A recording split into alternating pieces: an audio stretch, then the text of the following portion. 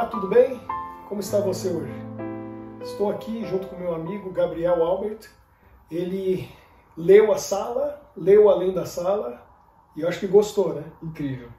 Você até fez alguns comentários lá, no canal, né? Nos vídeos. Você está acompanhando também os vídeos que eu estou narrando junto com a Michelle, a minha esposa. E você, em especial, ficou impressionado com alguns pontos que eu coloquei no capítulo 36. Não é isso? Exatamente. Fala um pouquinho, como foi a sua experiência com o livro A Sala? Como que você descobriu a respeito do livro? Em quanto tempo você demorou para ler A Sala e o Além da Sala? O que isso significou para você? Então, meu amigo Henrique me indicou. E ele falou que o livro era muito bom, deu super indicações. E quando o Henrique indica, realmente que o livro é muito bom. E aí... Eu também gosto de assistir filme quando amigos indicam. Livros quando amigos indicam, porque... se eles gostarem e eu conheço eles, eu sei que é alguma coisa que eu vou gostar também. Exatamente. Eu falei, se vem de Henrique é porque é bom. Então, se alguém te indicar esse livro é porque realmente é muito bom. E pronto, aí comprei, li o primeiro. Na verdade, eu não posso falar assim. Quando eu comecei a ler as primeiras páginas, eu falei, meu Deus do céu, peraí, isso aqui não é normal. E sempre que eu indico o livro A Sala, eu já indiquei pra muita gente, já dei de presente. E toda vez que o pessoal fala, como é que é? Eu gosto de fazer uma analogia. Eu gosto de falar assim. Sabe quando você começa uma série na Netflix e você vê o primeiro episódio e você quer acabar a série na mesma noite? É esse livro aqui assim. Quando você lê as primeiras páginas, você, meu Deus do céu, o que é isso aqui? O que está acontecendo? Quer saber já do capítulo seguinte, quer saber de tudo. E foi assim, a minha primeira experiência foi impactante. Eu falei, meu Deus, que genialidade da história, criatividade... e a gente vê os pontos assim, nossa, isso aqui é muito profundo, isso aqui é muito profundo, isso aqui é muito profundo. E quanto tempo você levou para ler A Sala? Eu acho que o primeiro eu demorei mais, acho que foi mais ou menos 20 dias. Uhum. Já Além da Sala eu já queria saber de tudo, eu queria comer o livro. Eu pergunto isso porque é o seguinte, esse livro tem 400 páginas. Tem algumas pessoas que me disseram que foi o primeiro livro que leram. Nunca tinha lido um livro inteiro na vida e eu fiquei muito feliz. Pelo menos 5 pessoas que eu conheço que me disseram, foi o primeiro livro que eu li. Tem gente que leu super rápido. Então quem lê super rápido não pega alguns detalhes. Porque tem muito detalhe, muito mistério para ser resolvido. Se a pessoa vai rápido demais, ela não percebe algumas coisas. Se ela vai lento demais, tipo, se a pessoa levar meses, ou se levar um ano para ler, aí ela vai esquecendo os detalhes e ela não consegue resolver os problemas, entendeu? Sim. Então, tem um ritmo bom. Por exemplo, 20 dias foi um ritmo muito bom que dá para você não esquecer do que está lendo, dos detalhes e o que está acontecendo. Eu lia de noite, trabalhava pensando no livro, pensando na história que estava acontecendo. Dá para refletir, você fala, então a criança... Vamos falar do capítulo 36? Então, realmente, quando a pessoa morre... Deus não é culpado, como é que é? Uma criança que nasceu com deficiência, por que nasceu com deficiência? Por que Deus permitiu? Então a gente para refletir nesses assuntos assim mais profundos, né? Então, o capítulo 36 foi um que você chamou sua atenção, você parou para pensar? Esse capítulo 36, eu refleti muito quando li. Depois de um tempo, você esquece algumas coisas e eu procurei no YouTube de novo pra ver. Porque o meu livro, A Sala, o meu primeiro, eu dei ele. Então já não tenho mais nenhum livro. E depois rolou o assunto, assim, numa roda de conversas. E eu lembrei do livro. Olha pra você ver. Falando sobre morte, falando sobre a maldade no mundo. Por que por exemplo, uma família inocente morre. E eu lembrei do livro A Sala, eu falei, não, realmente, aí tentei explicar para as pessoas que estavam ali, mas eu fui ver de novo no YouTube o que estava falando, eu até comentei com você, não foi? Então é interessante assim, o que é história no livro, eu escrevi e praticamente não teve que mudar, a história não precisou mudar. Mudou assim, correção de ortografia, uma frase melhorou alguma coisa e tal. Mas esse capítulo foi o único capítulo do livro que eu precisei reescrever. E eu reescrevi umas 10 vezes. Por quê? Até ficar bom. Porque o editor, ele quando leu a primeira vez, ele não entendeu o que eu quis dizer. Era um pastor, e ele leu, e ele falou, o que você quer dizer com isso? Porque não ficou claro para mim. Aí eu expliquei para ele, eu demorei 40 minutos para explicar. Quando eu terminei, ele falou, agora eu entendi. E pelo que ele deu a entender que ele concorda. Ele falou, só que o problema é que quando a pessoa lê, Você não vai estar do lado dela para gastar 40 minutos explicando para ela entender. Então ela tem que ler isso que você me explicou para ela poder entender lendo. E aí eu tive que reescrever 10 vezes. Eu tive que voltar naquele capítulo, reescrever até que ficou claro. Mas ainda assim, é muito complexo o que eu falo ali e não dá para explicar num capítulo. Precisa desse bate-papo aqui, quem sabe a gente vai explorar um pouco mais o assunto para poder entender. Justamente, porque assim, já que a gente vai falar, vamos falar então. Aqui fala sobre morte de uma criança inocente, fala sobre a morte do irmão de Albert, fala sobre a criança morreu, foi pro céu porque, né, virou um anjinho, foi pro céu. Então quer dizer que Deus queria que essa criança, Deus estava precisando de um anjo no céu? Por que Deus permitiu que isso acontecesse? A minha filha. Então essa é a expressão que eu nunca me senti bem com ela. Eu não concordo com isso e eu vejo pastores falando a respeito disso. Eu tenho amigos, pastores, tem pregadores, pessoas entendidas, teólogos que usam essa expressão, Deus permitiu.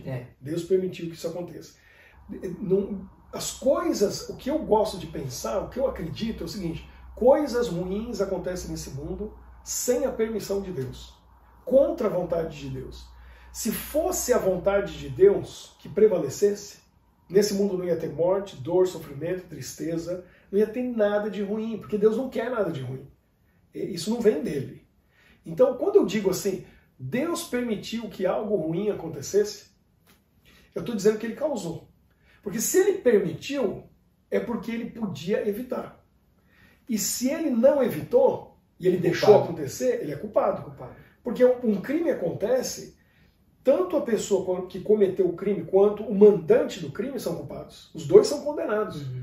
Quem matou e quem pagou o assassino para matar também é culpado. Então, se, por exemplo, tem um crime acontecendo, eu podia evitar e eu não evitei, eu sou culpado. Sim. A pessoa morreu e eu não fiz nada, e eu fiquei de braço cruzado assistindo. Se eu não me engano, tem até uma lei que fala sobre isso, sobre médicos e bombeiros.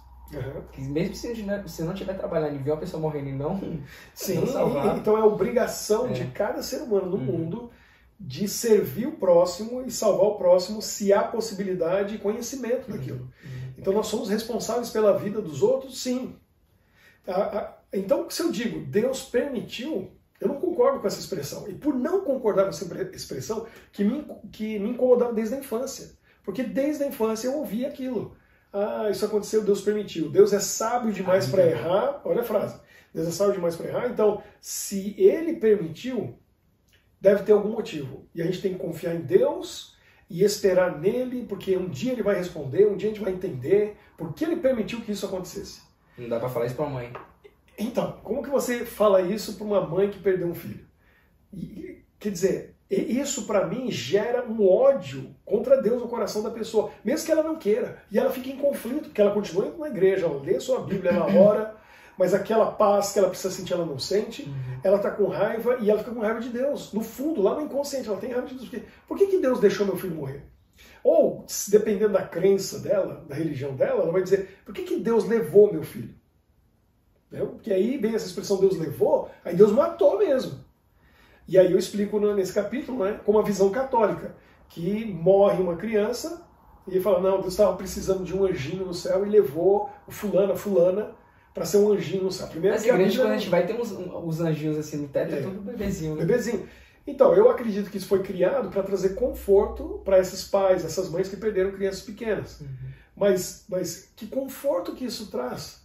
Quer dizer, Deus é todo poderoso, ele pode criar um anjo, aí ele tira seu filho, tira sua filha para poder ter um anjinho no céu. Causando dor no seu coração. Primeiro que a Bíblia não diz que anjos são crianças, pelo contrário, parece que são seres poderosos, né, muito superiores ao ser humano. Deus não precisa de uma criança lá. Então, a gente tem uma cultura mundial de culpar a Deus pelas desgraças. Isso eu coloco no capítulo também. Veja só, lá eu digo assim, a gente vê os filmes antigos assim de exploradores europeus ou americanos vindo para a América Central ou América do Sul. Quando eles chegam na mata e eles encontram uma nova civilização, geralmente eles chegam bem no momento que aquela civilização muito ignorante, simples, sem conhecimento, dão para sacrificar uma moça. Tem que ser uma virgem, e eles vão jogar ela dentro de um vulcão. Sim, sim. Aí, só que como ela é muito bonita, um dos aventureiros ali, desbravadores, ele olha e fala assim, a gente tem que salvar ela e tal. E eles salvam ela e eles tentam fugir pela mata. E o pessoal vê, não, tem que matar, tem que sacrificar. Porque se não sacrificar para o Deus, o que acontece? O vulcão vai explodir, vai ter terremoto, a gente tem que apaziguar o Deus, porque senão coisas ruins vão acontecer. E aí a gente vê como que isso é real, porque lá no Velho Testamento, no tempo de Abraão, Abraão saiu de Ur dos Caldeus, e uma das características daquele povo era que, olha só que interessante, Gabriel, isso não está no capítulo, mas eu vou entrar um pouquinho nesse ponto. Eles sacrificavam os filhos aos ídolos. Eles sacrificavam a Dagon, né? E tinham outros deuses ali também que recebiam os filhos como sacrifício. E eles tinham que fazer aquilo, fazia parte da religião deles, para apaziguar o Deus, que podia trazer coisas ruins para eles. E aí Deus diz para Abraão, sai dessa terra. Abraão, sai e vai embora. Por quê? Porque esse povo não me conhece. Eles adoram ídolos, deuses que pedem para sacrificar os filhos. Agora, pensa um pouquinho. Lá na frente da história do Abraão, um dia Deus chega para ele e fala, você vai ter um filho. Foi um milagre. Ele teve Ismael primeiro, aí vem Isaac. Quando você começou a história, eu já pensei nisso. Aí Isaac cresce, agora é um adolescente, e Deus chega para ele e fala assim, Abraão, agora eu quero que você sacrifique seu filho para mim. Abraão deve ter parado para pensar e falou, peraí, não estou entendendo mais nada. Você me tirou de lá por causa disso. Eu não pedi para ter filho. Eu não podia ter filho. Aí o Senhor me promete um filho. Demora e não tem pão. Demorou muitos anos. Até que ele teve o filho. Era o filho da promessa. Que vai ser um pai de uma grande nação. E aí vem me dizer que é para sacrificar esse filho. Peraí. Para que me deu o filho então, em primeiro lugar? Para eu passar por esse sofrimento tremendo? E aí Abraão deve ter pensado, me tirou de Ur dos Caldeus para eu poder vir para uma terra que me mostraria, num lugar onde adoravam ídolos, povo pagão que sacrificava os filhos lá, que o Senhor era contra isso, agora só vem fazer a mesma coisa que aqueles deuses? Então era melhor ter ficado em Ur, ter um filho lá e sacrificar para Dagon. E aí Deus deixa ele passar por tudo aquilo, para no final dizer para ele, olha a mensagem, né? Porque eu acredito, e eu fiz um trabalho sobre isso, que eu coloquei pelo menos 5 pontos, porque eu acredito que Deus pediu para Abraão fazer o sacrifício de Isaac. Isso virou um sermão, isso eu posso colocar depois e explicar. Mas um deles foi para mostrar para Abraão, entenda uma coisa, e seus filhos, seus netos, seus bisnetos, seus descendentes têm que entender uma coisa. Eu não sou como os outros deuses. Eu não sou. Você acha mesmo que eu ia pedir para você sacrificar seu filho para mim? Como Dagon pede, Baal e os outros deuses lá? Faz um teste de fidelidade. Era um teste de fidelidade e tal, mas o que Deus estava dizendo para ele? Nessa religião, esse Deus de amor precisa de sacrifício, como o sacrifício lá. Só que quem morre, Abraão, não é o seu filho, é o meu. É o meu filho que morre. O seu vive. O anjo veio, segurou a mão dele, Isaac, você vai viver. Você não tem que morrer. Porque quem morre é o cordeiro. É o filho de Deus que morre. O seu filho não tem que morrer. Não tem que sacrificar filho nenhum. Quem sacrifica o filho é Deus. Então, mas essa ideia já vem de sacrificar os ídolos lá do passado. Então, você vê, jogar a culpa em Deus nas coisas, quando tem desgraças, isso eu já vi em reportagem no Brasil, acontece muito. E eu ficava achando interessante isso. Né? Você está assistindo um noticiário e aconteceu uma desgraça.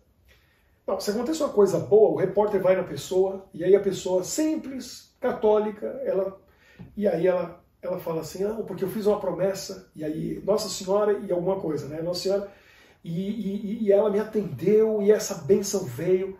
Então, geralmente é um santo, é Nossa Senhora, coisas boas. Se aconteceu uma desgraça, aí a pessoa, mas Deus quis assim. Fazer o quê? Eu não tinha parado para reparar isso. Geralmente assim. Então já está no inconsciente das pessoas. Aconteceu uma coisa ruim? Não, Deus quis assim, a gente precisa aceitar. Aconteceu uma coisa boa? Aí foi a promessa, foi o santo, foi a minha padroeira, foi o meu santo protetor e tal. Mas nunca é Deus. Deus é a desgraça. E aí eu coloco no livro a questão, por exemplo, do seguro, né? Atos de Deus. Atos de Deus. Eles colocam atos de Deus, que é terremoto, maremoto, furacão, tornado, tsunami, chuva de pedra, de gelo, granizo. Todas essas coisas aí, atos de Deus. Quer dizer, o seguro não vai cobrir, a gente não tem nada com isso. Você quer cobrar, cobra de Deus. Porque foi ele que fez essa desgraça aí. A gente não tem nada a ver com isso aí. Então, o ser humano tem essa coisa de coisas ruins. Quem que está por trás disso? É uma guerra, a gente está num grande conflito. É nessa pergunta que eu queria chegar. Já que Deus não é o culpado, quem é o inimigo de Deus? Se o inimigo de Deus é o culpado, quer dizer que ele tem mais poder que Deus na Terra? Como assim? Então, aí eu falo outra coisa no capítulo, né? A gente tem um livre-arbítrio. Primeira coisa, a gente tem liberdade. Para fazer o que é bom e para fazer o que é mal. Para seguir a Deus e para se virar contra Deus. E por isso que tem morte, assassinato, acidente. Porque, imagina, se Deus interferisse em cada momento na história da Terra e livrasse as pessoas do mal, a gente não ia saber primeiro o que é mal. Não ia ter consequência do mal. E o mal é muito mal. Por isso que a gente sofre. Por isso que tem morte. Por isso que uma criança inocente morre. Porque a gente está num mundo de pecado que é mal. E a maioria das pessoas vivem tão bem nesse mundo, na verdade, que a gente não para pensar quão mal é esse mundo. Só quando a gente sofre de verdade numa situação como essa para parar para pensar, peraí, minha vida estava tão boa, de repente acabou, caiu a casa, caiu o teto sobre a minha cabeça. Agora, a maioria das coisas que acontecem, eu acho interessante isso aí, mas não é nem Deus nem Satanás. Acontece porque acontece. Não tem a mão de Deus e não tem a mão do inimigo. Acidentes acontecem. Foi o inimigo que causou, foi Deus que permitiu. Não, acidente acontece. Por isso, cara, eu dirijo com muito cuidado. Culpa minha. Muitas vezes é culpa nossa. Eu tive moto 1 ano no Brasil. Sempre gostei de moto.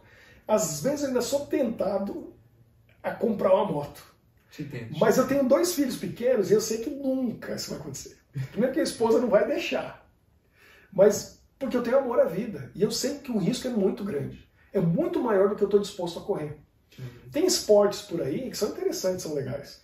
Eu, quando era novo, eu sonhava em ser paraquedista. Eu achava o máximo fazer skydive e tal. Mas o risco, para mim, é muito grande de perder a vida. Alguém pode dizer, é seguro, é seguro. Não, eu conheço uma lista de pessoas que morreram em Atibaia, no interior de São Paulo, que tem um clube de paraquedismo. Teve um ano lá que morreram uns 4 ou 5, naquele ano. E tu querendo pular de paraquedas, não fala isso. Pois é, então, é um risco que a gente corre. Eu não estou disposto a correr esse risco, porque acidentes acontecem. Então eu tento diminuir os riscos de acidentes na minha vida, porque eles vão acontecer. E acontece com quem anda com Deus e com quem não anda com Deus. Porque a palavra de Deus deixa claro que o sol brilha sobre todos, chuva cai para todos, e Deus permite que todos recebam suas bênçãos. Agora, se existe essa possibilidade, eu tenho que ter cuidado. Porque acidentes vão acontecer nesse mundo. Infelizmente é assim. E o mal acontece. Então a maioria das coisas ruins que acontecem, eu acredito, não é nem Deus que permitiu e nem o inimigo que causou. Porque aí vem o ponto que eu, depois de estudar, pensar e refletir, cheguei a essa conclusão. E eu acho que é ousado, porque eu nunca li a respeito disso, de outros autores, entendidos, teólogos, nunca vi. Nem li, nem ouvi ninguém falando disso dessa maneira. Mas, para mim, é a única conclusão sensata, lógica, racional e que faz sentido de acordo com a guerra do grande conflito na Bíblia. Cheguei a essa conclusão depois de estudos, de assistir sermões, ler a Bíblia, estudar a Bíblia, e eu entendi que existem limites na atuação de Deus e do inimigo de Deus. Os dois estão limitados. Por isso que eu digo que as coisas acontecem aqui e na maioria das vezes, na grande maioria, quase todas, nenhum nem outro pôs a mão. Porque eles não podem pôr a mão. Satanás não pode fazer mal diretamente pra gente. Não pode. Se ele pudesse, talvez você nem eu, a gente não estava aqui. Exatamente. Porque ele ia tirar a nossa vida. Exatamente. Ele ia tirar a nossa vida ou ia desgraçar a nossa vida de uma maneira terrível. Ele não pode. Ele tem um limite que impede a ele. Agora, quem que pôs esse limite lá? Da mesma forma que Satanás tem um limite, eu acredito que Deus tem um limite. E quando eu começo a falar sobre isso, e por isso que eu acredito que esse vídeo aqui vai ficar longo, e a gente vai dividir em partes, e eu vou explicando. Porque isso dá um nó na cabeça do cristão. A pessoa que crê na Bíblia e entende que Deus é onipotente, onisciente, onipresente, se a gente fala em limitar a Deus, a pessoa não entende. Eu já comecei essa conversa em igrejas e com grupos de pessoas que, quando a gente viu, teve que repetir o encontro 2 semanas, 3 semanas, para eu poder explicar, até que todo mundo ficou satisfeito e eu acho que entenderam. Que eu nunca recebi ninguém, nunca ouvi ninguém dizer assim, ó, o que você está dizendo é loucura. Mas demora para entender, é difícil entender, porque a gente entende que Deus é um Deus sem limite. E eu concordo. Ele pode tudo. Só que ele pode tudo fora desse planeta, onde não tem pecado. Ele é o rei do universo, criador do universo. Por causa do pecado, Deus está limitado aqui na Terra. Quer ver a prova disso? É a oração. E aí eu já vou dizer para você que está acompanhando que eu vou fazer uma série sobre a oração e o poder da oração e por que a oração é tão importante. E vou dividir em vários capítulos explicando a questão da oração, do jejum, da oração na madrugada e a oração intercessória, quando a gente ora por outras pessoas. Porque assim, se Deus pudesse fazer o que Ele quer, quando Ele quer, como Ele quer, a gente não precisava orar. Por que a gente ora? Verdade. Outra coisa, a gente ora para convencer a Deus a fazer algo bom? Porque parece que dá essa impressão, né? Você fica orando e persevera em oração, e jejua, e ora na madrugada, e pede para a igreja orar. Por que tem que fazer isso para Deus fazer? Porque Deus está lá assim... Vou esperar mais um pouco. Vou esperar mais um pouco. Vamos ver até onde eles vão. Se eles estão dispostos a se sacrificar. Né? Porque ele está lá assim, eu posso, mas eu não vou. Não vou. Vou esperar você sofrer mais um pouco. Será que é isso? Esse não é o Deus que eu conheço. Esse não é o Deus que eu conheço. Então, isso me libertou. E me ajudou a encontrar essa resposta, me ajudou a entender melhor as coisas. Eu assisti um vídeo do pastor Doug Batchelor, que é um pregador de um programa muito conhecido nos Estados Unidos chamado Amazing Facts. Ele tem uma igreja na Califórnia e de lá ele prega e as mensagens são muito boas. E ele fez um vídeo chamado, no Brasil apareceu com o nome Grande Conflito. E no inglês acho que é o conflito cósmico. Você pode achar no YouTube, está aí de graça, acessível a todo mundo o vídeo. E ali conta a história da guerra no céu.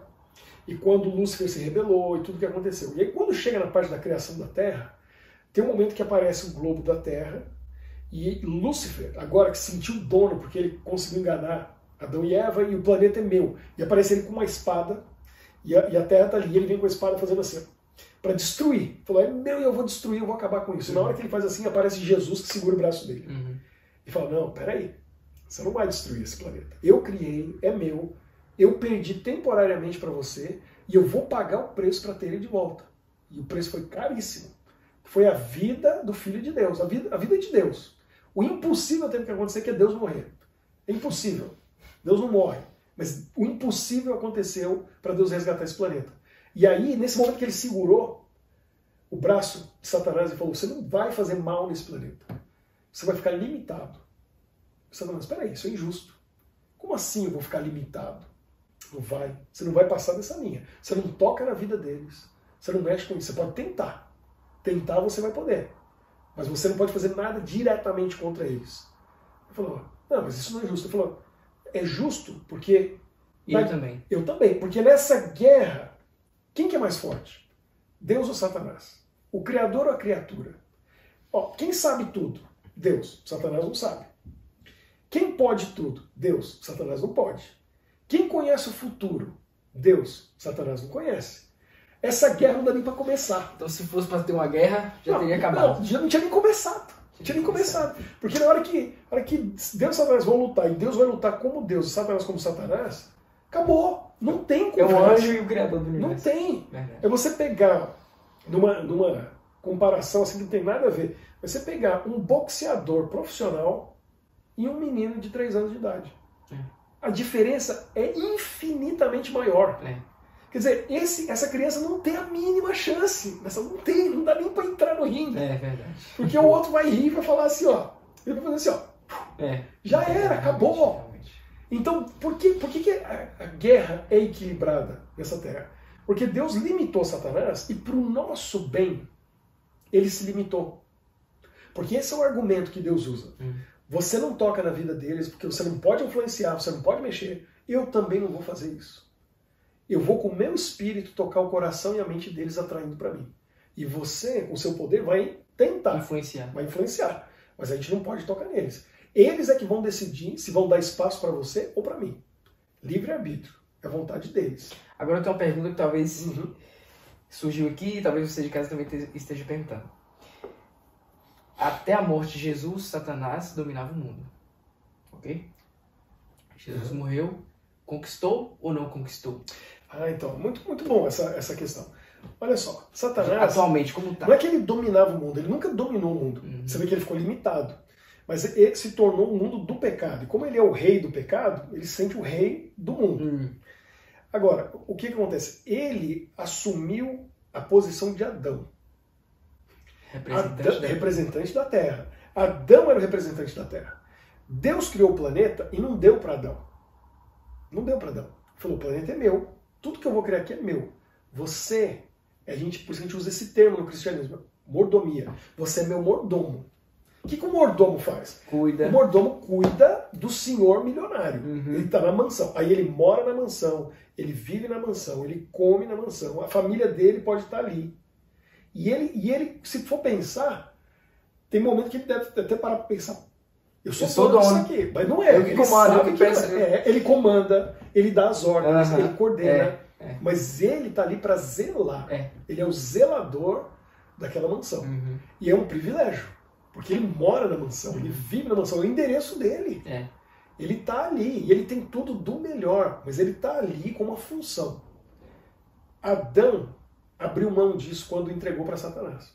E Satanás assumiu a mansão. Falou, a mansão é minha. Por isso que em Jó acontece aquele episódio. Exatamente. Quando tem um encontro no céu duas vezes, no capítulo 1 e no capítulo 2 de Jó, Deus se reuniu com os mordomos do universo. Porque lá fala assim, olha, os filhos de Deus foram lá. Satanás foi no meio deles. Por quê? Porque ele falou, quem é o mordomo disso aqui sou eu. De andar e perambular pela terra. Eu sou o rei desse negócio aqui. E ele era até Jesus vir. Por isso que a Bíblia deixa claro o seguinte. Fala do primeiro Adão. Satanás não é segundo Adão. Ele roubou o lugar do Adão. E vem Jesus como segundo Adão. Aí tem uma coisa muito bonita. Que eu vou colocar o texto aqui para vocês, de Lucas, onde tem a genealogia no capítulo 3, ao contrário. Quando começa em Jesus, José é o pai dele, e vai passando todo mundo. Era filho de tal, era filho de tal, era filho de tal, era filho de tal, e vai, até que passa por Noé, chega em Enoque, aí chega lá, nos últimos, e Sete era filho de Adão, e Adão, filho de Deus. Então, o termo filho de Deus era de Adão. Adão era o filho de Deus. Quem que era pai e mãe de Adão e Eva? Agora tu explicou muita coisa.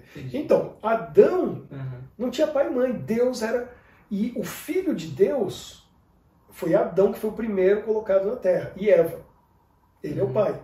Por isso que em Jó, nos 2 versos de Jó, quando aparece que Deus se reuniu com... E os filhos de Deus...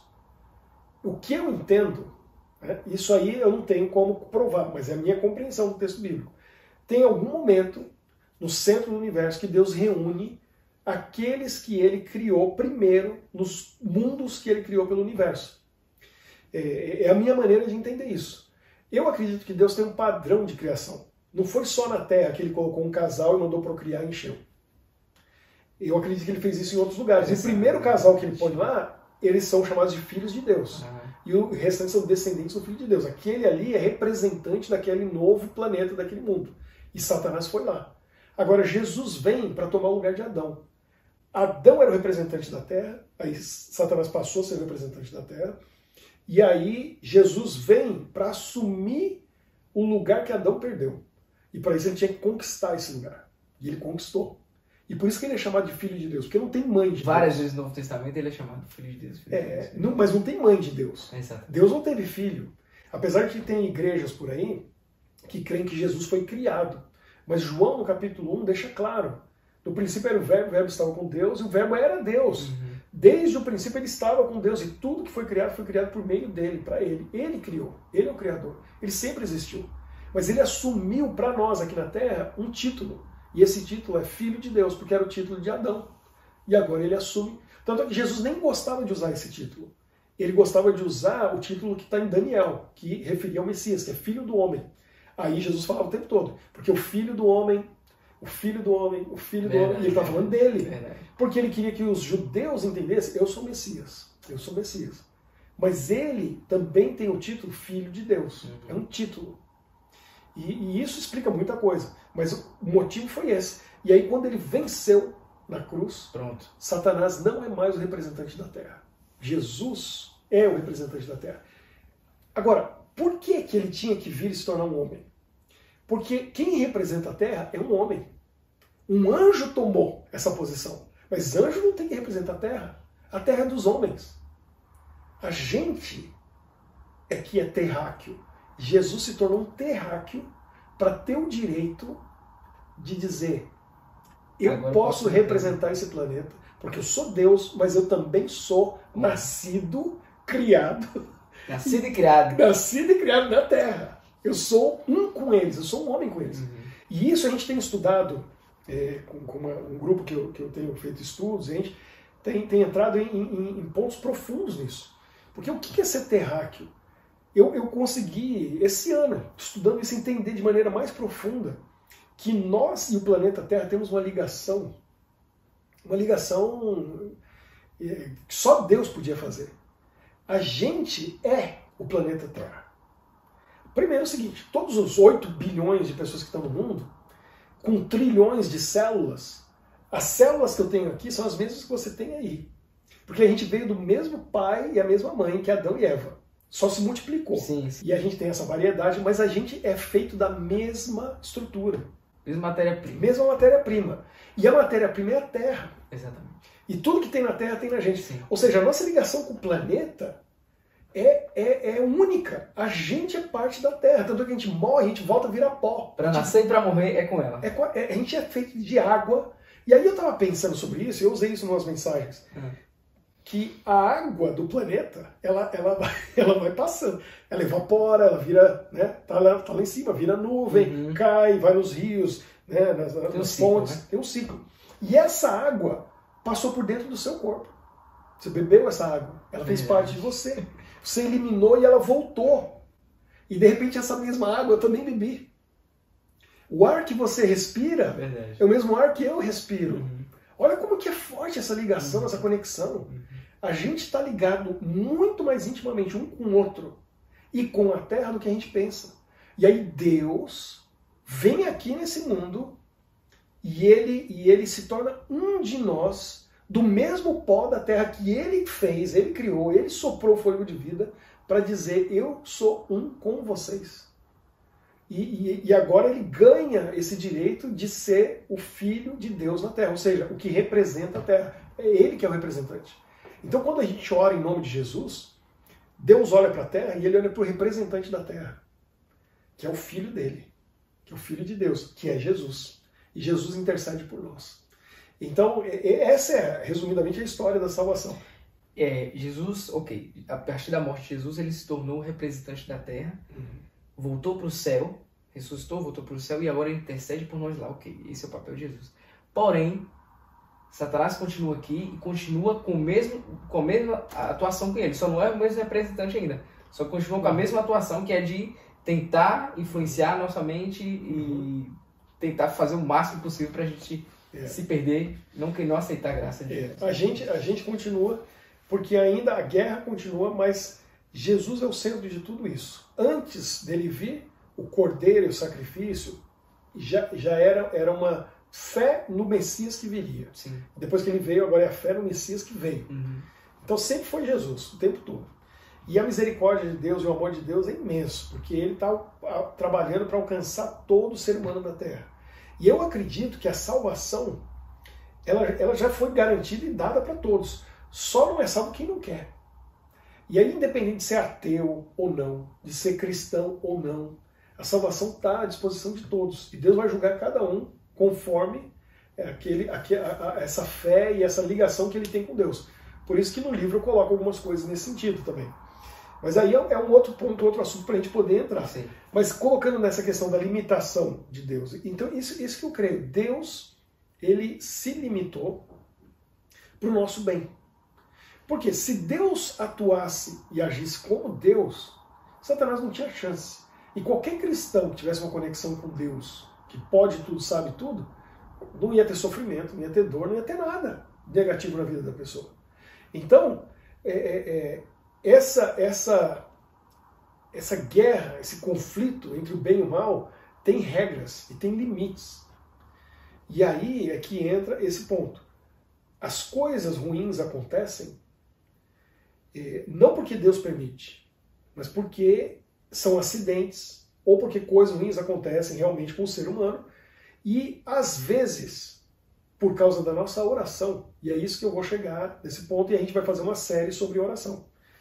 Que o ponto é o seguinte: se nós oramos, a nossa oração é um convite oficial para Deus passar desse limite. Permissão. É uma permissão que a gente dá com o nosso livre-arbítrio. Eu tenho livre-arbítrio e eu escolho Deus. Como que eu escolho Deus? É a oração, é o jejum, é a oração na madrugada, é a nossa intercessão pelos outros, que faz com que Deus possa passar o limite que Ele mesmo colocou. E aí Ele faz o sobrenatural, que é um milagre. Quebra a lei da natureza.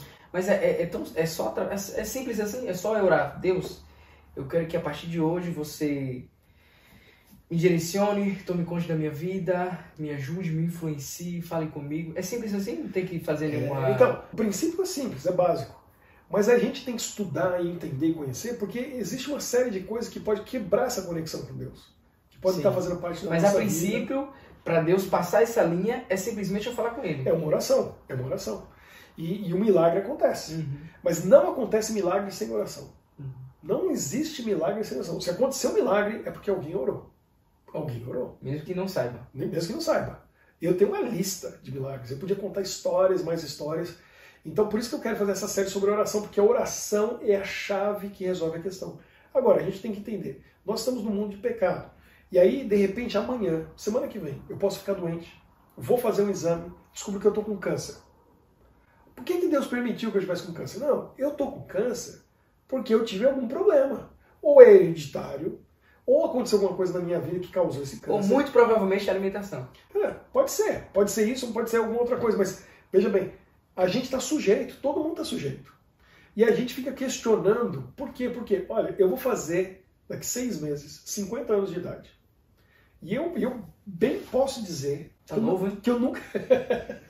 Não parece 50, né? Eu posso dizer que eu nunca fiquei doente. Praticamente nunca fiquei doente. Para você ter uma ideia, a última vez que eu tive gripe, febre, no resfriado, você não tinha nascido. Sério? Foi que eu me lembro bem, foi em 1992, a última vez que eu tive febre. Eu já tive um começar a ficar gripado, mas de ficar na cama e perder trabalho. Por que você acha isso? Porque eu cuido da minha saúde, uma série de coisas. Mas também eu tenho uma genética boa, eu tenho uma resistência. Eu tenho 2 meninos, eles são bem diferentes. Eu tenho um mais velho que ele fica doente e dura um dia. Acabou. No outro dia ele está bem, não tem nada. O outro pega desse que traz da escola, ou acontecia isso, o menorzinho era 2, 3 semanas. 2, 3 semanas para sarar. Cada um tem uma estrutura diferente, tem uma natureza diferente. É assim que o mundo funciona. Então, aí a gente pode falar, mas por que eu nasci rico ou o outro nasceu pobre? Por que eu nasci em tal país, eu nasci de tal raça e tal? A gente não escolhe. Você é filho do seu pai com a sua mãe, eu sou filho do meu pai com a minha mãe.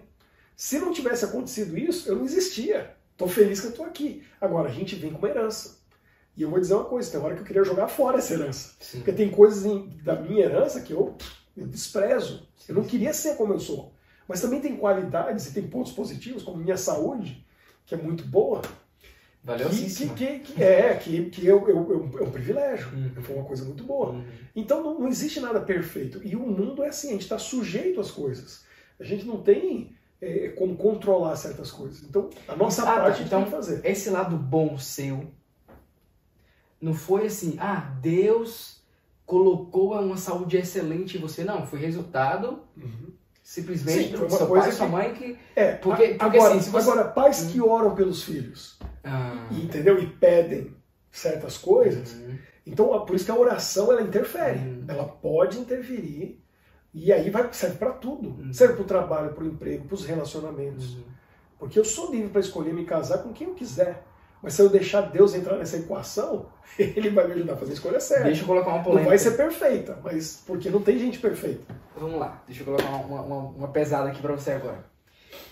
Existe um casal que é religiosíssimo, muito perto de Deus, comunhão muito boa com Deus, e a esposa fica grávida, e eles oram para que o filho nasça com saúde, nasça bem, e pede para o grupo da igreja orar pela saúde do filho, e o filho nasce deficiente, algo muito ruim.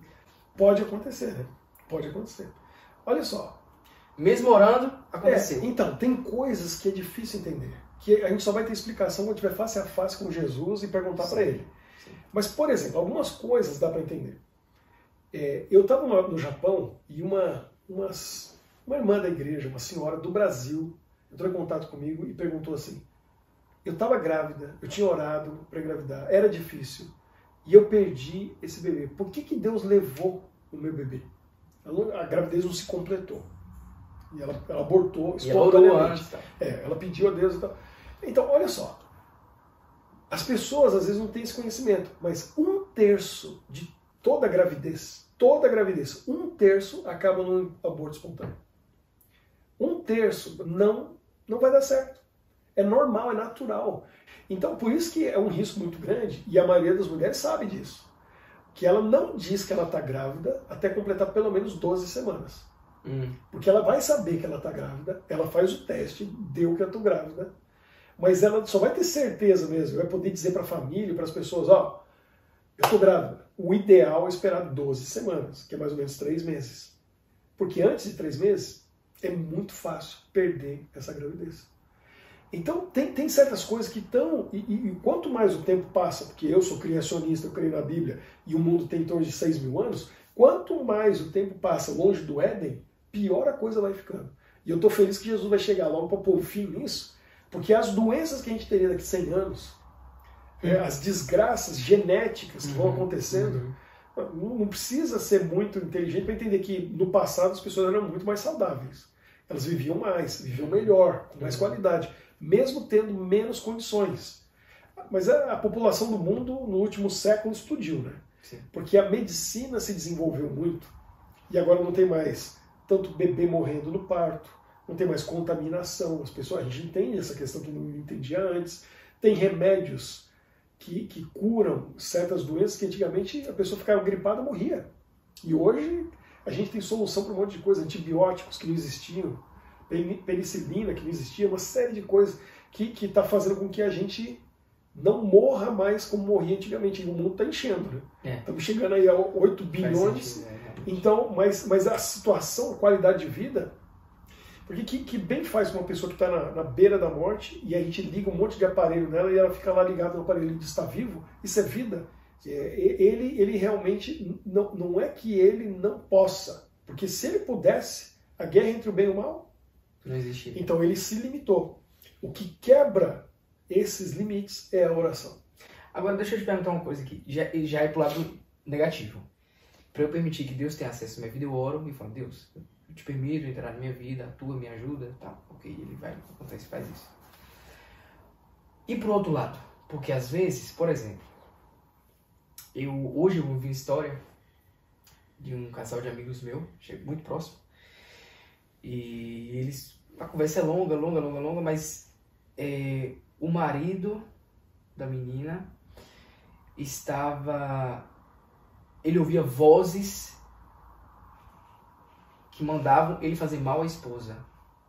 E quando a esposa começou a falar de Jesus, percebeu aquilo tudo, começou a falar mal de Jesus, ele ouvia uma voz que mandava fazer mal para ela, mandava mudar de assunto e interrompia ela falando. E aí ele falava assim: eu quero te ouvir, eu quero orar, mas eu não consigo. E ela falava: luta. Ele ouvia uma voz que ela não ouvia, mas atrapalhava ele. Sim. E aí, entre o bem e o mal é assim. E outra coisa, ele falava coisas. Agora é interessante, porque acho que ultrapassou a linha sem a permissão, eu acho. Você vai me explicar. Quando eles estavam conversando, ele falava coisas com ela para ofender ela e atrapalhar o casamento dele, porque depois, na conclusão, a gente descobriu que a briga deles no casamento estava 4 meses já, o casamento no fio, e aí ele botava a culpa nela, ela botava a culpa nele, só que hoje eles foram descobrir que a briga não era entre eles. A briga era do inimigo tentando acabar com o casamento deles. Eles só vão descobrir isso hoje. E o que acontece? Na discussão, ele falava coisas pra ofender ela. Depois que acabou a discussão, ele não lembrava que ele falou aquilo.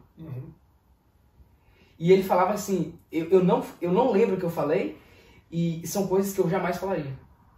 Como explicar isso? Pois é, então, alguma coisa na vida dele abriu espaço para Satanás passar do limite. Pronto. E tomar controle dele. Ele tem explicação para isso. Então. Ele falou que quando a a pessoa família dele tem um histórico isso, e tal. quando a pessoa descobre isso, ela consegue cortar. Então eu podia contar aqui muitas histórias.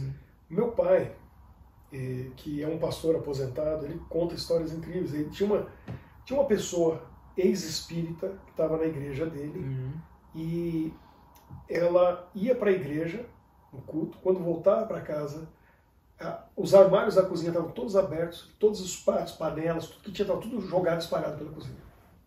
Então os espíritos estavam fazendo isso, né? A gente sabe quem é. E aí toda semana acontecia isso. Aí ela falou com meu pai, essa pessoa, e meu pai foi lá, visitou, conversou e falou: vem cá, você tem alguma ligação com o espiritismo? Eu falei: eu fui espírita. Você tem na sua casa alguma coisa do espiritismo? Ele falou: não tenho, eu me livrei de tudo. Ele falou: procura. Tinha livros. E na história da sala tem esse assunto também. Exatamente. Sim. Então ele encontrou embaixo de um baú no fundo lá 2, 3 livros que ele guardou naquele tempo. Estava lá. Nem lembrava que estava lá. Jogou fora, queimou, destruiu. Nunca mais aconteceu aquilo de novo. Na minha vida, na minha experiência, já aconteceu isso várias vezes com pessoas virem para mim e me contarem: olha, estou com um problema assim. Tem uma amiga em Bruxelas. Ela não mora mais em Bruxelas, ela morava em Bruxelas. Ela tinha um bebê recém-nascido. A mãe dela estava visitando para ajudar a cuidar do bebê. E à noite ela sonhava que ela estava matando o filho, esganando o filho. A mãe? A mãe do bebê. A mãe dela, a avó do bebê, sentiu uma mão sufocando ela. Ela falou: vem aqui na minha casa, conversa comigo, me explica como que eu me livro disso. Eu falei: calma, fica tranquilo, a gente vai resolver. A gente orou e eu expliquei para ela: você precisa se livrar de tudo aqui que você acredita que seja do mal. E ela começou a trazer um monte de coisa para mim. Da hora. Objetos com símbolos esotéricos, espíritas e outras religiões que não era que ela achava que realmente que podia trazer. A gente orou, eu levei tudo embora. A partir daquele momento não aconteceu mais nada, acabou ali. Eu levei para casa e minha esposa falou assim: eu não quero isso aqui. Eu falei: pra gente não vai ter efeito nenhum, porque eu já peguei essas coisas, já levei para casa, na minha casa não acontece nada. Por quê? Veja bem, quando a gente crê em certas coisas, o poder não está no objeto. O poder não está no símbolo. O poder está na crença e na fé. E eu te conto uma outra história, que essa é muito interessante. E por que o objeto lá tinha esse poder? Porque tem uma influência na pessoa. Alguém deu de presente, a pessoa aceitou, sabendo que aquilo era ruim. Ou fazia parte da crença dela, da fé dela. Sim. Tem gente que usa amuletos, né? Coloca uma coisa ali que fala: isso vai trazer bênção, vai trazer luz para minha casa. Coloca um Buda lá com as moedinhas. No carro. Então, ela tá. Porque o que acontece é o seguinte: a adoração é o centro da Bíblia. E a fé é o centro da Bíblia. Se a pessoa tem um objeto que ela põe a fé ali, ela não tem fé em Deus. Ela tirou a fé de Deus e colocou naquele objeto. Sim. E aí ela perdeu a proteção de Deus e o poder de Deus na vida dela. Então, onde a gente põe a nossa fé é muito importante. Então tem uma história que é fantástica. Aconteceu no tempo que eu estudei no NASP, né? Eu estudei lá no interior de São Paulo, no Brasil. E tinha um colega, que ele me contou, Celso, ele me contou o seguinte: que ele chegou no quarto, 2 amigos que moravam juntos, o quarto eram 4. 2 chegaram para ele e falaram: Celso, a gente está com um problema muito sério, a gente está morrendo de medo, precisa da sua ajuda. Ele foi lá no quarto conversar com eles e falou o seguinte: a gente foi dormir, quando apagou a luz, a gente sentiu uma mão, os 2, sufocando a gente. A gente ligou a luz e sabia: o inimigo está querendo matar a gente. A universidade tem muita história maluca. E aí o que aconteceu? Ele falou: peraí, mas o que está acontecendo? Aí eles falaram: não, a gente sabe o que é. Tinha um rapaz que fazia uma faculdade, não era teologia, ele fazia na época, era pedagogia. E ele não era cristão. E ele tinha um gnomo, um bonequinho de um gnomo, pequenininho, que ficava na estante dele, assim, de estudo. E aí eles falaram: a gente sabe que isso está acontecendo por causa daquele bonequinho, daquele gnomo. Por isso que está acontecendo isso. Aí o Celso falou assim, peraí, vocês estão achando... Como que chegaram a essa conclusão? Era o que eles acreditavam. Porque eu acho que eles deviam estar discutindo e falando assim, olha, esse rapaz que está aqui com a gente não é cristão, e ele tem esse gnomo, isso é do mal e tal, e eles ficaram com medo do gnomo. O Celso entendeu isso, aí ele foi e conversou com o rapaz, falou, espera um pouquinho. Foi lá, não sei onde ele estava, lá o outro rapaz, falou assim, vem cá, ele levou lá, começou a pegar, esse gnomo aqui é seu? Isso é importante para você? Ele falou, não, isso eu ganhei, eu coloco lá na minha estante, você dá para mim? Que precisa resolver um problema. Ele falou, dou, pode pegar. Aí ele falou, beleza. Aí ele chegou lá e falou assim, ó, eu já conversei com o rapaz, está aqui, ó, a gente vai se livrar disso aqui, a gente vai queimar, vamos sumir com isso aqui. Só que antes da gente sumir com isso aqui, ele pegou assim de novo, o bonequinho, e falou, você vai dar um beijo e você vai dar um beijo. Aí eles ficaram assim e falou, não, vocês têm que dar um beijo nele, para mostrar que vocês não têm medo. É um bonequinho, olha aqui, ó, isso aqui não é nada. E eles beijaram, ele fez eles beijarem pra zoar, pra mostrar assim, ó, não tem medo. Oraram, queimaram o negócio, acabou. O bonequinho não tinha poder nenhum, ele não tem poder nenhum. O que deu poder ao limite foi a fé deles, que foi abalada por causa daquilo. Porque eles tiveram medo. Eu tenho um Deus que pode tudo, eu vou ter medo de um gnomo? De um bonequinho? Então eles deram poder para o inimigo. Essa foi a explicação da mão da garganta?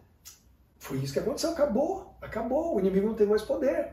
Porque eles deram poder, eles deram. No momento que eles tiveram medo, olha só, um texto que eu gosto muito está em Romanos 16, 20. O último capítulo do livro de Romanos. Lá no capítulo 3 de Gênesis, Deus diz assim, quando ele amaldiçoa a serpente, que é Satanás, eu porei inimizade entre o seu descendente e o descendente da mulher. A serpente vai picar o calcanhar, é uma ferida, mas não é mortal. Mas o descendente que vai vir da mulher, que é o Messias, vai esmagar a cabeça da serpente. Quando você chega em Romanos 16, 20, Paulo está escrevendo os Romanos e ele fala assim, em breve o rei da paz esmagará embaixo dos vossos pés a Satanás. Então se cumpriu com Jesus, mas continua se cumprindo hoje com cada um de nós. Que Paulo diz o seguinte, Satanás, a cabeça da serpente é esmagada embaixo do seu pé, Gabriel, do meu. Quando eu tenho fé e eu creio que eu tenho um Deus poderoso comigo, que atua na minha vida, então o que acontece? Satanás, que é todo poderoso, que é a maior criatura feita por Deus, tem poder, ele não é nada diante de um cristão que tem Jesus e o Espírito Santo na sua vida. Nada. Ele vira um vermezinho desse tamanho e você esmaga ele embaixo do seu pé. Eu não tenho que ter medo nenhum, de nada nem de ninguém, porque eu tenho Deus, Criador do Universo, comigo. 1 João 4,18 diz assim, que aquele que tem amor lança fora todo medo. 1 João 4,8 diz Deus é amor. E depois 18, é fácil gravar, 18 diz assim, que o amor lança fora todo medo. Quem tem o amor, quem que é o amor? Deus. Quem tem Deus não tem medo de nada, nem de ninguém. Não tem. O medo dá espaço para Satanás. E ele aterroriza as pessoas. Ele quer pôr medo. Mas uma pessoa que tem Deus não tem medo de nada. Não tem medo de perder o emprego por causa dos mandamentos. Não tem medo de falhar na faculdade por causa dos mandamentos de Deus. Não tem medo de um relacionamento naufragar e acabar um relacionamento. Não tem medo do futuro. Não tem medo do passado. Não tem medo do presente. E esses dias eu estava estudando, aprendendo isso. Né? Quem tem problema com o passado fica em depressão. Quem tem medo do futuro fica com ansiedade. E quem tem problema no presente fica com estresse. Nossa. Então quem tem Deus não tem problema no passado, no presente e no futuro. Porque não tem medo de nada. Ele vem e preenche tudo, porque ele pode tudo. E é assim que a gente vai lidar com esses problemas todos. Quem tem Deus não sofre com o passado, com o presente ou com o futuro. Como eu vou falar isso para minha melhor amiga que tem depressão, se ela é cristã? Então, olha só, a medicina, ela existe para nos ajudar. Com ansiedade. A medicina existe para nos ajudar. Mas você falou assim, quem tem Deus, ou seja, você automaticamente está falando, se você tem, você não tem Deus. Não, a gente tem que entender as coisas. Os remédios que estão aí, tudo que é feito para o bem da humanidade, a mão de Deus está por trás. Então eu confio nos profissionais que estão cuidando das pessoas. Né? A gente entende isso com aquela historinha aquela piada que é bem interessante da enchente. Você viu aquela história? Todo mundo conhece, né? Da enchente que começou a subir, chegou na casa desse cristão, tinha muita fé. E ele falou, eu não vou sair da minha casa que Deus vai me salvar. E aí a água foi subindo, e aí veio alguém de barco e falou para ele, vem, entra no barco e vamos embora. Aí ele, não, Deus vai me salvar. Eu confio, Deus vai me salvar. Ficou na casa, chegou no telhado, ele subiu no telhado, veio um helicóptero, jogaram a corda para ele e falou, vem que a gente vai tirar você daí. Aí ele falou, não, eu não vou, porque eu tenho fé, Deus vai me salvar. A água subiu, levou e ele morreu. Na história, ele aparece, ele morreu, se encontra com Deus e fala, eu tive fé no Senhor, eu acreditei no Senhor até o último momento. E o Senhor não me salvou. Ele falou, o que você queria que eu fizesse mais? Eu mandei o pessoal lá falar com você não foi. Mandei o pessoal de barco, você não foi. Até helicóptero eu mandei e você não foi. Aí eu falei, bom, quer morrer, né? Então, Deus age através das outras pessoas. Deus age através do que está ao nosso redor. Então, nós estamos sujeitos a ficar doentes. E o fato até psicologicamente. Até, sim, é doença. Depressão é uma doença, ansiedade é uma doença, estresse é uma doença. E eu confesso, eu estou passando por um momento assim. Que eu estou precisando de ajuda, de apoio. De outros seres humanos. De outras pessoas para poder passar por um momento difícil. Então, nós estamos sujeitos a isso. Mas você passar por um câncer sem Deus é uma coisa do que você passar com Deus. Eu perdi uma amiga esse ano, a Alessandra, lá de Curitiba. Ela lutou contra o câncer durante anos. E eu sei que já era para ela ter morrido, pelo menos há uns 5 anos atrás. E ela fez hora extra, porque ela tinha muita fé, e ela mudou o estilo de alimentação, de vida dela, e ela viveu esse tempo todo até, acho que foi fevereiro desse ano, que ela, infelizmente, não conseguiu mais ir em frente. Mas conviver com ela durante esses anos, conversar com ela, apesar do câncer, que pessoa que estava com Deus, assim, ó, conectada. Ela transmitia uma paz, uma segurança, uma clareza, um discernimento. Então é isso que eu estou dizendo. Deus na nossa vida, você pode até ter depressão, você pode até ter ansiedade ou estar estressado, mas se Deus está ali, vou te contar uma que você vai entender como que isso funciona. Eu estou vivendo isso, mas fala. Então, você está experimentando isso. Tem um amigo do Brasil, em São Paulo, que ele estava passando pelo divórcio e estava sofrendo com aquilo. Só que ele era cristão e ele ia na igreja. O vizinho dele, que eles começaram a fazer amizade, também estava passando pelo divórcio. E eles ficaram ali conversando de vez em quando e se viam, porque era um apartamento, um de frente para o outro. Os dois passando pelo mesmo problema. 1 ano e meio passou. E aí, depois de 1 ano e meio, esse amigo falou, porque é cristão, falou assim, eu percebi uma coisa, nós dois temos o mesmo problema, a gente está passando pela mesma dificuldade. E você está sabendo levar isso muito melhor do que eu. Você não está sofrendo como eu. Você não está deixando abalar o seu mundo como eu. Qual é o segredo? Aí ele falou, você quer saber mesmo? Era sexta-feira. Ele falou, amanhã, 9 horas da manhã, você vem comigo que eu vou te levar num lugar que vai te explicar por que tem essa diferença entre a gente. Ele foi. Onde que ele levou? No sábado de manhã. Resultado, hoje, esse amigo é um cristão, já há mais de 10 anos, mudou a vida dele porque ele entendeu que problema todo mundo tem. Ficar doente todo mundo fica. Ter depressão qualquer um está sujeito. Mas quem tem Jesus e tem Deus na vida, vai encontrar solução e vai encontrar forças para suportar e passar por tudo aquilo. Porque Deus não é aquela, como a gente começou a conversa, que Deus permite que as coisas aconteçam. Mas toda vez que acontece uma coisa ruim, eu amo isso. Deus é especialista em transformar maldição em bênção. Em transformar as coisas ruins em coisas boas. E por isso que Romanos 8 diz o quê? Todas as coisas contribuem para o bem daqueles que amam a Deus. Porque se eu amo a Deus, Ele vai transformar cada coisa ruim da nossa vida em uma bênção. E eu já passei por isso na minha vida muitas vezes. Os piores momentos da minha vida trouxeram as maiores bênçãos. E aí depois eu agradeço. Nos aproxima mais de Deus. Eu agradeço, depois eu fico feliz, eu falo assim, que bom que aconteceu aquilo. Porque se não tivesse acontecido aquilo, eu não estaria nessa situação hoje e não teria essa bênção hoje. aí eu fico feliz e agradeço pela maldição. Nesse contexto, deixa eu te contar uma experiência que eu estou vivendo. E tá super alinhado com a nossa conversa. Eu tive um problema emocional muito forte nesses últimos dias. E é sobre esse fato de estar com Deus ou não. E eu confesso que eu tava meio assim, deixando de orar um pouco, meio assim, fraco. Mas tinha ainda minha comunhão com Deus, só que menos. E aí aconteceu esse episódio, esses últimos dias, e eu fiquei super mal mesmo, assim, como eu nunca tinha ficado antes na minha vida. E no primeiro, fui 3 dias assim, graves, 3 dias muito ruins. E no primeiro dia eu orei, Deus me respondeu, através de um texto bíblico. No segundo dia, eu orei e Ele me respondeu usando pessoas. E no terceiro dia, que foi hoje, Ele me respondeu através da natureza e falando comigo na minha mente. E ontem à noite, ontem o dia todo, eu tava péssimo, não comi nada no dia todo. Tentei almoçar, não consegui, tentei jantar, não consegui. Bebia só água.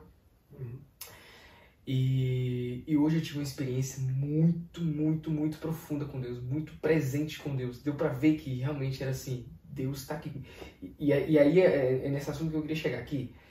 Apesar da minha dor, apesar do meu sofrimento, apesar de minha angústia terrível, apesar do problema, né? Vamos generalizar, apesar do problema que eu estou passando, você saber que o Deus Criador dos céus e da terra, Ele está aqui do seu lado, para te abraçar, para te acolher e para dizer eu amo você. E eu acho que nesses momentos que o ser humano está triste, decepcionado, amargurado, com um problema gigantesco, você saber que tem alguém que te acolhe, isso é muito importante emocionalmente. E é isso que eu queria dizer, que a diferença de passar por um problema, esse que a gente está falando, né? A diferença de passar um problema sem Deus e com Deus é totalmente diferente. Você tem a esperança de que isso vai passar, você tem a esperança de que Deus está ali do seu lado, vai acabar esse problema, Jesus vai voltar, vai acabar com todo o problema. É muito confortante, acho que essa é a palavra certa, confortante. E aí a oração com fé faz com que Deus possa fazer o impossível, né? Que é andar sobre as águas. É possível? Que eu saiba, nesse mundo só 2 andaram. Que foi Jesus e Pedro. Porque Pedro teve fé. Pela fé. Ele teve fé. A gente fala, a gente pensa que ele afundou. Mas antes dele afundar, quem mais andou sobre as águas? Os outros 11 estavam no barco assim, ó. Olhando e falou, cara, olha só. Olha o Pedro. Por quê? Fé. Então o impossível acontece. O impossível acontece se a gente tem fé, se confia em Deus. E apesar das coisas ruins que acontecem nesse mundo, como a gente vê nesse capítulo, a gente tem um Deus poderoso à nossa disposição. Mas eu preciso me conectar com Ele e eu preciso orar. Eu preciso saber como orar.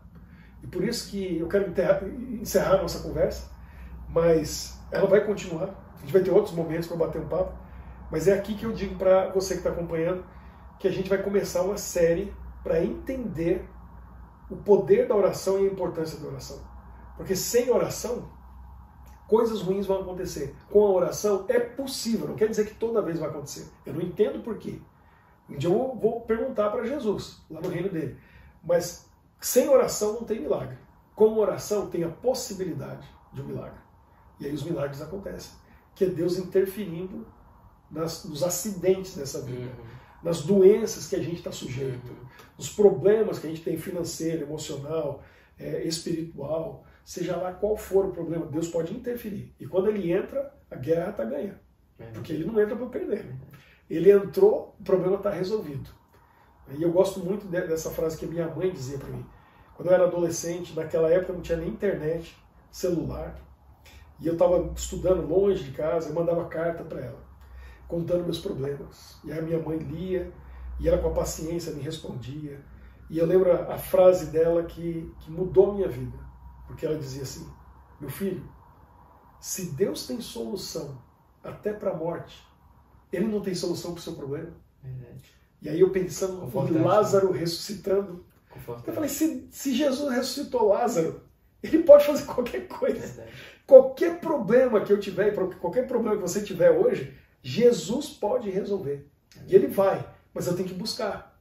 Porque Ele não faz, Ele não pode fazer, Ele não pode interferir em tudo que acontece nesse mundo sem ser convidado. E o convite é a oração. Com fé. Com fé. Com fé. Tem que orar com fé. Com fé. E aí, quando eu oro com fé, e tem outras coisas que vão intensificar a oração, que eu vou explicar depois nessa série. Aí, o braço poderoso de Deus é movido e os milagres acontecem. Eu espero que você tenha gostado da leitura do livro A Sala, Além da Sala. Não vamos esquecer, o Além da Sala está aqui. Não vamos esquecer que vai ter um terceiro, a Nova Sala. A gente estava conversando sobre isso hoje, que, claro, a sala eu acho muito bom. Além da Sala é o recheio do sanduíche, mas a Nova Sala, pelo que a gente falou hoje, vai ser o desfecho da história, né? Então, a cereja do bolo está ali. Sensacional. Vai ser fantástico. A gente está estudando os eventos finais, tudo que acontece de hoje até o que a Bíblia diz no livro de Apocalipse que vai acontecer. Até o final mesmo. Até o final mesmo. Então, a Nova Sala, esses personagens vão viver a volta de Jesus.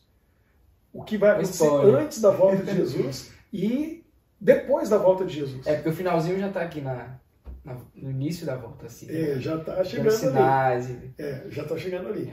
Então vai ser um desfecho muito bonito e interessante. E eu espero que quem está lendo a sala também goste do Além da Sala e vai mergulhar na Nova Sala e vai gostar da maneira que a gente vai entender o que vai acontecer. É isso aí, Gabriel. Então a gente precisa desse Deus e compartilhar com as outras pessoas para que tenham também. Descubram isso que a gente conhece, sabe? Por isso que esse livro foi feito. E eu fiquei tão feliz que ontem à noite eu tive um encontro com um grupo de pessoas de vários lugares do mundo que estavam dando testemunho de como esse livro fez diferença na vida delas e mudou a visão de certas coisas. E eu espero que as pessoas que estão acompanhando o canal façam isso, compartilhem, divulguem, porque o objetivo desse livro é realmente ver a mudança na vida das pessoas, na visão das coisas, para que elas estejam capacitadas a enfrentar esse mundo e principalmente as últimas coisas que vão acontecer nesse mundo, que vão ser muito difíceis para aqueles que acreditam na Bíblia, para quem confia na Bíblia. Porque o desafio vai ser enorme, para destruir a Bíblia e tirar as leis que Deus estabeleceu para o ser humano, para o nosso bem, para jogar por terra. Então a gente precisa ter muito poder, muita força. Obrigado por ter vindo aqui em casa, passar esse momento juntos e a gente bater esse papo, conversar a respeito desses assuntos tão importantes. E a conversa vai continuar num outro momento, sobre outros assuntos, para a gente compartilhar com muitas pessoas que estão pelo mundo. Porque aí a gente tem gente de Moçambique, de Angola, da América Central, da América do Sul toda, muita gente nos Estados Unidos que acompanha a gente, no Japão. Aqui da Europa também? Aqui na Europa nem se fala. Eu tenho pessoas acompanhando lá em Israel, na Jordânia, em vários países do mundo. Japão que eu passei pelo Japão, tenho alguns amigos lá, um abraço para o pessoal do Japão. E é um privilégio que a gente tem hoje, né, com essa tecnologia de levar essas mensagens para o mundo todo. E a gente está conectado porque a gente faz parte da mesma família. Que Deus abençoe você, um forte abraço e acompanhe os próximos vídeos, onde nós vamos falar sobre a oração e o poder da oração nessa guerra entre o bem e o mal e como que a gente pode ajudar a Deus fazer aquilo que Ele quer fazer por nós, nos abençoar e passar dos limites do natural para o sobrenatural, que é o milagre. Então que Deus abençoe você, um abraço. Gabriel, últimas palavras? É um prazer sempre estar aqui com você, conversar com você e falar sobre esse livro incrível e que eu sempre digo que você teve uma criatividade que eu principalmente nisso. Eu tava lendo esse aqui, eu lia e ria, eu falei, meu Deus, como esse cara conseguiu ser tão criativo nessa história. Então, eu agradeço no começo desse livro, não sei se você viu o que eu coloquei aqui, e é bem isso mesmo, né? Eu coloquei aqui um agradecimento à minha esposa, né? Claro que eu não sou bobo, mas aí eu coloco aqui ao Criador, fonte de toda a criatividade. Então, sem dúvida nenhuma... Está explicado. Está explicado. Da onde vem essa criatividade? Vem do Criador, porque eu não fiz nada disso sem orar, sem pedir a Deus as ideias, para que pudesse levar de uma maneira diferente, atual e relevante para as pessoas de hoje, essa mensagem. Então o Criador é a fonte da criatividade. Então meu espanto, não, né? A alegria de saber que você foi tão criativo nesse livro, tá explicado de onde veio. Então eu que agradeço, é sempre um prazer estar aqui conversando com você e ficarei muito grato se vier outra vez também. Vamos fazer isso. Então, muito obrigado. Que Deus te abençoe e Deus abençoe você também que está lendo ou acompanhando os vídeos no YouTube. Que Deus abençoe você, possa fazer diferença na sua vida. Espero que esse livro, com algumas informações novas e diferentes, eu sei, possam ajudar você na sua jornada. Um forte abraço a todos. Até a próxima.